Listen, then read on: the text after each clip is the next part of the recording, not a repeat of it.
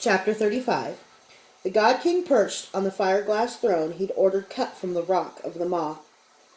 To him, the sharp-edged blackness was a reminder, a goad, and a comfort at once. His son stood before him, his first son, not just the seed of his loins. The God King spread his seed far and wide. He never considered the weeds that took hold to be sons. They were just bastards, and he gave them no thought.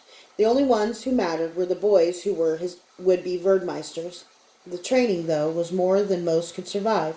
Only a few boys out of scores of witchborn survived to become his eighthlings, his throne-worthy sons. Each of those had been given an earthdan, a harrowing to prove his worth. So far, only Mobaru had succeeded. Only Mobaru would be acknowledged as his son, and still not yet his heir. The truth was, Mobaru pained him. Gareth remembered the boy's mother, an island princess of some sort captured in the days before the Sethi Empire had destroyed Gareth's attempt at a navy. He'd been intrigued by her, and while an endless procession of other women born high and low, willing and not, made its way through his bedchamber, he'd actually tried to seduce her. She'd been as passionate as he was calculating, as hot as he was cold. She'd been exotic, enticing. He'd tried everything except magic. He'd been certain, with a young man's certainty, that no woman could long resist him. After a year, she held onto her haughty disdain. She despised him. One night he'd lost his patience and raped her. He'd meant to have her strangled afterwards, but was oddly ashamed. Later, Neff had told him the woman was pregnant. He'd put the child out of his mind until Neff told him the boy had survived the trials and was ready for his earthdan. Gareth then had given Murabu an earthdan that he'd been sure would be the death of him, but the man had completed that task as easily as every other Gareth had put before him. The worst part of all was that the heir presumptive to Calidor's throne didn't even look Calidorian. He had his mother's eyes, her throaty voice, and her skin, her Ladatian skin. It was a bitter gall. Why couldn't Dorian have made it? Gareth had held such high hopes for Dorian. He'd liked Dorian. Dorian had achieved his earthdan, and then had betrayed Gareth. Gareth had held lower hopes for the one who called himself Roth, but at least Roth looked Calidorian. Mobaru wore the regalia of an Alitarian cavalry officer, red brocade on gold with a dragon's head and sigil. He was intelligent, quick-witted, utterly self-assured, roughly handsome despite his Ladatian skin, Gareth grudgingly admitted, reputed to be one of the best riders in the cavalry, and ruthless, of course. He stood as a son of the God King should. He wore humility as naturally as a man wore a dress. It irked Gareth, but it was his own fault. He had designed his seed's life so that those who survived would be exactly what Mobaru was. His problem was that he designed all those tests to present him with candidates. He had hoped to have a number of sons. If he did, their attention would be fixed on each other. Brother would plot against brother for their father's favor. But now, with Dorian gone, Roth dead, and none of the others beyond the earthdan, Mobaru was alone. The man's ambition would force him to turn his eyes on the God King himself soon, if he hadn't already. "What news from the Freeze?" the God King asked. "Your Holiness, it is as bad as we thought, maybe worse. The clans have already sent out the summons.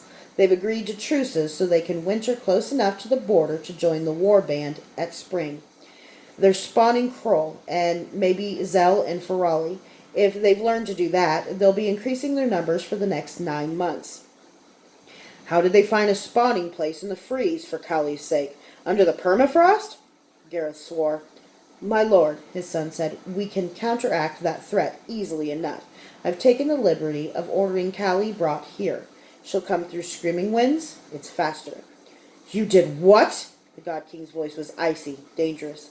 "She'll massacre one of the Cenari's most formidable garrisons, saving you a headache. She'll arrive in a few days. Beneath this castle is perfect spawning ground. The locals call it the Maw.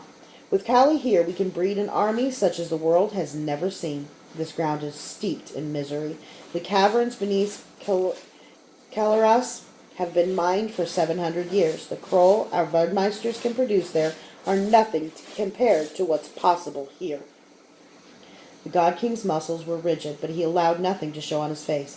Son, son, you have never spawned Kroll.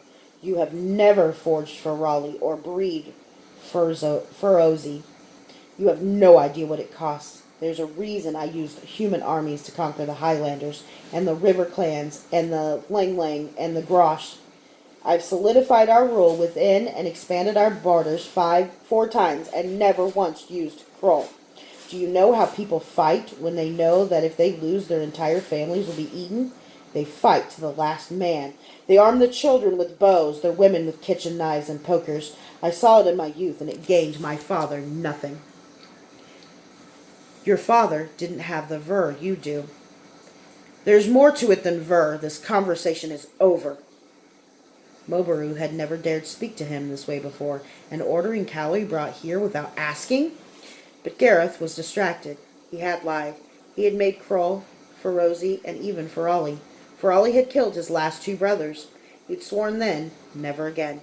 Never again with any of the monsters except for the few breeding pairs of Ferozi he'd been working on to someday send into the Iosian forest for Ezra's treasures.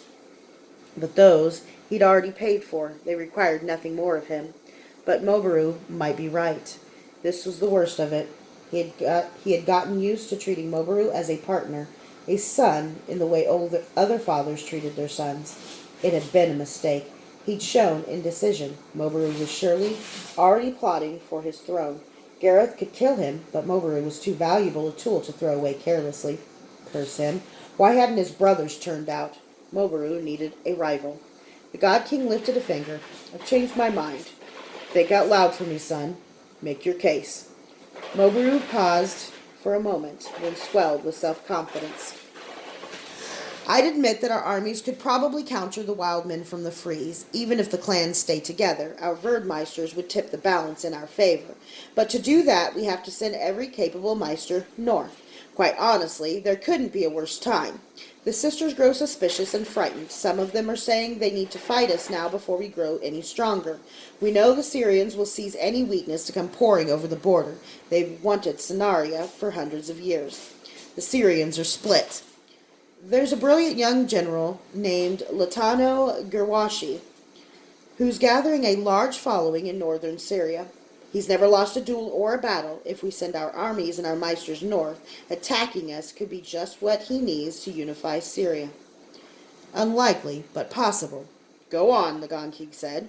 He knew all about Lantano Gerwashi, nor was he worried about the sisters. He'd personally arranged for their present political crisis. It also seems the Sakage is much more established and more capably led than we had believed. It's obviously the work of this new Shinga, Jarl. I think it shows that he's moved into a new phase of... Jarl is dead, Gareth said. That can't be. I haven't found any sign. Jarl has been dead for a week. But there haven't even been rumors of that, and with the level of organization we found, I don't understand, Mobaru said. You don't have to, the God King said. Go on. Oh, Mobaru looked less confident now. Good. He obviously wanted to ask more, but didn't dare. He floundered for a moment, then said, There are rumors that Shosendi is sending a delegation to investigate what they call the alleged Caledonian threat. Your sources call it a delegation? Gareth asked, smiling thinly. Mobaru looked uncertain, then angry. Yes, and if the mages decide we're a threat, they could return to Shosendi and come back with an army by spring. The same time all our other threats may materialize. Those delegates are battle mages. 6 full battle mages. The Caesarea believe they've found and lost Jorson Alcesti's sword, Kurach. They think it may be here in Sanaria. How do you know that? Marbu asked, all odd. My sources sit just outside the High Caesarean itself. Your brother told me, the God King said, pleased with this turn of the conversation. He was back where he belonged, in control, alive, moving the world on the fulcrum of his desires. He's one of the delegates. My brother? Well, not a brother yet. Soon, I suppose you can guess his earthen. It is somewhat more difficult than your own. Mobaru absorbed the insult, and Gareth could see it sank deep. He is to recover Kurach? Mobaru asked. Gareth smiled, his thin lips smiling. He could see Mobaru thinking. A son who recovered Kurach would be highly favored, highly powerful. Indeed, one of Gareth's ulcers had Kurach's name on it. If any of his sons recovered Kurach, that son might not hand it over. Kurach would give him enough power to challenge Gareth himself. Mobaru would think of that immediately. But Gareth already had plans for that. Many plans, from the most facile, bribes and blackmail, to the most desperate, a death spell that might throw his consciousness into the murderer's body. That was not a spell one could safely test, so the best thing was to keep the sword out of his son's hands. But you have raised some excellent points, son. You have become valuable to me. Oh, how it grated to say that to this half-breed, son. I will grant your wish. You will build me a ferrari. Mobaru's eyes widened. Oh, he had no idea. Yes, your holiness. And Mobaru? Gareth let the silence sit until Mobaru swallowed. Impress me.